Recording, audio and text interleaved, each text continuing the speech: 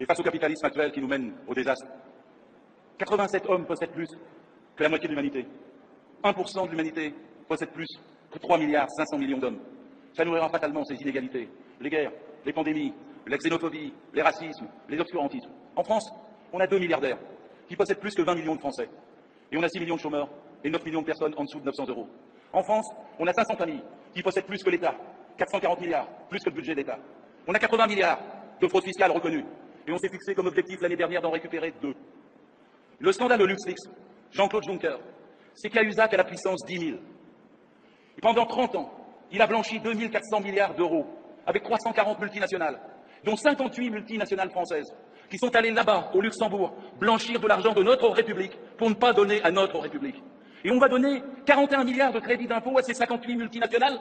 Vous pensez une seule seconde qu'ils vont s'en servir pour nous permettre d'avoir des résultats et de nous faire réélire en 2017? Une seule seconde, vous pensez ça? Bien sûr que non. LuxLeaks, c'est le scandale le plus énorme de l'Europe. Un trafic d'argent, un blanchiment mafieux fait par le président de l'Europe, avec nos multinationales, nos emplois, notre travail.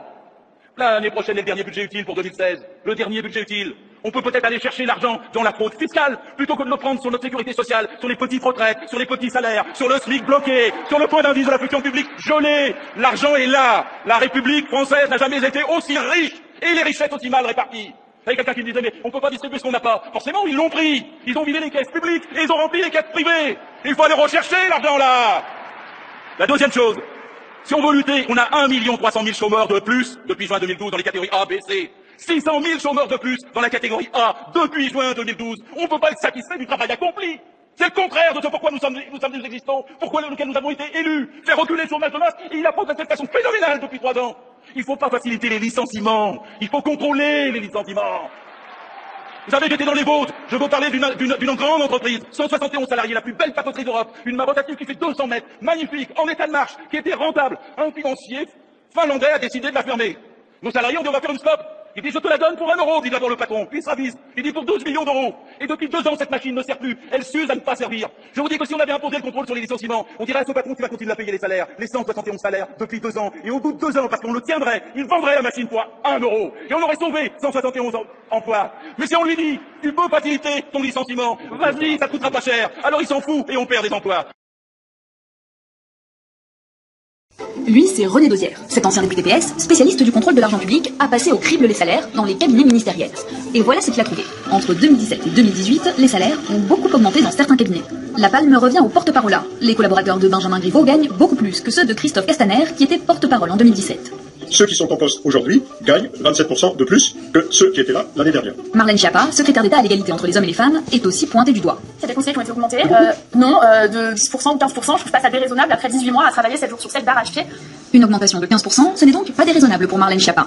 Si l'on fait le calcul, le salaire moyen dans son ministère étant aujourd'hui de 9 078 euros brut, cela représente une augmentation de l'ordre d'un peu plus de 1 000 euros par mois. Un chiffre qui fait bondir René Dosière. Moi, je considère qu'une augmentation moyenne de 15% ou 27% n'est sûrement pas l'augmentation que l'on réserve à l'ensemble des fonctionnaires. Donc, de ce point de vue-là, je pense que c'est choquant, voire même scandaleux. L'ancien député rappelle au passage que les salaires en cabinet ministériel avaient déjà augmenté de 20% entre 2016 et 2017, c'est-à-dire entre François Hollande et Emmanuel Macron.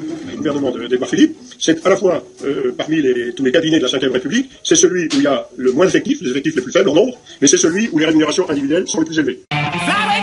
Si la France est championne d'Europe dans au moins quelque chose, c'est bien en nombre d'élus. Entre les députés, les sénateurs, les conseillers régionaux, les conseillers généraux, les maires et les conseillers municipaux, il y a près de 558 000 élus pour administrer notre pays. Mais impossible de savoir combien cela nous coûte réellement, il n'existe aucun chiffre officiel. Et pour gagner plus, certains cumulent plusieurs postes. Officiellement, les indemnités sont plafonnées, mais cet argent n'est pas perdu pour tout le monde. Il paraît que la démocratie, ça n'a pas de prix, sauf pour le contribuable. Députés et sénateurs, ce sont de loin les fonctions qui payent le mieux. 7 000 euros par mois, mais certains peuvent gagner plus en cumulant plusieurs mandats. Mais quand on interroge des hommes politiques sur le sujet, ils sont, comment dire, un peu embarrassés. Monsieur, qu'est-ce que vous pensez du cumul des mandats? Oh, je sais, je ne peux pas vous répondre pour l'instant. Vous-même, vous cumulez combien de mandats? 2 mandats. C'est-à-dire? 2 mandats plus. Je suis député et maire. Vous-même, vous cumulez combien de mandats? 2 mandats. Et vous gagnez combien pour ces 2 mandats, vous pouvez nous dire? Je ne gagne que pour un mandat, puisque voyez-vous, la France est plafonnée. Qu'est-ce que vous pensez du cumul des mandats? Je comprends pas, je suis contre. Jean Glavany est aujourd'hui contre, pourtant dans sa carrière politique, il a déjà cumulé plusieurs mandats. Rien d'étonnant, 80% des députés sont des cumulards. Résultat, le lieu solennel où l'on vote les lois est souvent vide. René Dosière se bat depuis des années contre le cumul des mandats. Ce député trouve ça incompatible. Mon sentiment, c'est qu'ils font mal à la fois leur travail de député et leur travail de responsable local, parce que pour tout le monde, la journée n'a que 24 heures. Et par conséquent, on ne peut pas être, selon le bon sens populaire, au four et au moulin. On est pratiquement le seul pays développé, démocratie développée, où on cumule les mandats. C'est peut-être pour ça qu'on est le plus mal administré. Mais en plus de leurs indemnités, les parlementaires reçoivent tous une enveloppe destinée à couvrir leurs frais. 5 à 6 000 euros pour payer le loyer, les permanences, la voiture, le coiffeur, les habits, les restaurants. Mais qui contrôle ces dépenses? Normalement, c'est celui que l'on appelle le questeur, mais là, petit problème. Il n'y a pas de contrôle, parce que, imaginez, aller contrôler une note de frais, quelquefois on a un reçu d'autoroute qui fait 1,5 €, on a un plein qui fait 40 € ou 50 €, bon, donc il n'y a pas de contrôle. Par contre, il y a un forfait donné à chaque député et tout le monde est égal. Alors peut-être certains ne dépensent pas tout, mais grand bien leur face. Mais par contre, je peux vous dire que pour beaucoup, s'ils avaient plus, ils dépenseraient plus. Ce qui n'est pas dépensé finit donc dans la poche de l'élu. Et ce n'est pas tout, chaque mois, les parlementaires disposent d'un budget supplémentaire pour salarier leurs assistants. 7 000 € pour un sénateur, 9 000 € pour un député. Au final, un député coûte 22 000 € par mois aux contribuables, un sénateur, 19 000 €. La seule tournée en Nouvelle-Calédonie de novembre 2017 a coûté 816 744 €.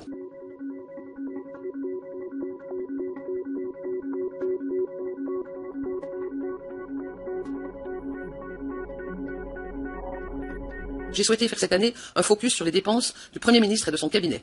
Alors que tous les ministres se voient imposer une réduction drastique de leur cabinet, les effectifs du cabinet du Premier ministre s'élèvent à 496 équivalents temps plein, 69 membres du cabinet, 427 personnes chargées des fonctions support.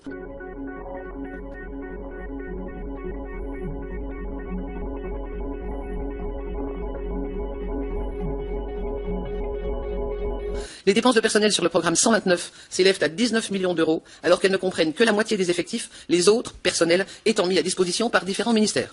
Ils sont répartis dans 5 hôtels particuliers du 7e arrondissement de Paris, dont les dépenses hors loyer atteignent 4,4 millions d'euros par an. À cela s'ajoutent des frais de représentation, 70 000 €, des frais de déplacement, 4,1 millions d'euros, dont 3 millions pour les vols et tech.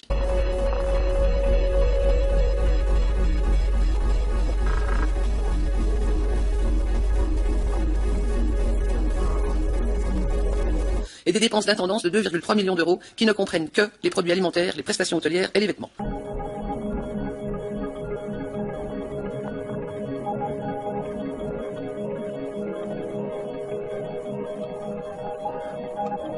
La seule tournée en Nouvelle-Calédonie de novembre 2017 a coûté 816 744 €. En outre, 4 personnes assurent la gestion de la résidence de villégiature de Soucy-la-Briche dans l'Essonne.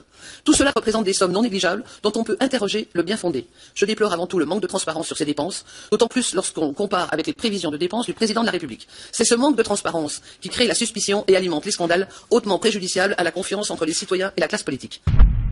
Manu. Votre Altesse, Votre Excellence, Votre Sérénité, mon cher Manu, mon roi. Veuillez, Votre Excellence, Votre Sérénité, mon roi, Votre Altesse, mon cher Manu, mon chéri, recevoir l'expression de la considération la plus courtisane. Vive la République, vive la France, mais surtout, vive toi. Et puis post-scriptum 1, des bises à la reine. Post-scriptum 2, j'apprends à cette heure que tu as fait du jet ski à fond les ballons avec Brigitte quand tu étais à Brégançon, et ce dans une zone interdite à la navigation et au mouillage. Tu y as pourtant grandement navigué et vraiment mouillé. Cette réserve marine protégée ne doit pas être troublée par un véhicule à moteur. Il y eut pourtant tes 2 jet skis et ton gros bateau avec un moteur de 150 chevaux qui s'est peut-être emprunté à Nicolas Hulot, car on sait que comme toi, il est un écologiste qui collectionne les engins motorisés. Protéger l'environnement marin et préserver la biodiversité dans les eaux du parc national de Port-Cros, ça compte pour rien, n'est-ce pas?